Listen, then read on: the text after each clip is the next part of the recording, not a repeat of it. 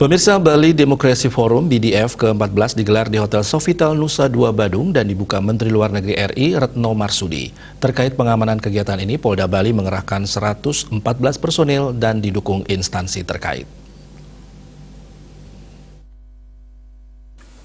Kabid Humas Polda Bali Kombes Polisi Syamsi menyampaikan BDF merupakan forum kerjasama tahunan negara-negara demokrasi di Asia yang diadakan setiap Desember. Digelarnya kegiatan ini untuk memperkuat kapasitas demokrasi dan institusi demokrasi melalui diskusi antar negara.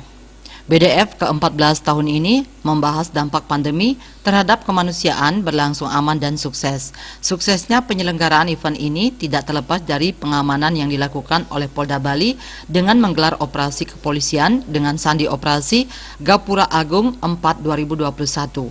Operasi yang digelar 9 Desember 2021 itu melibatkan 114 personil Polri.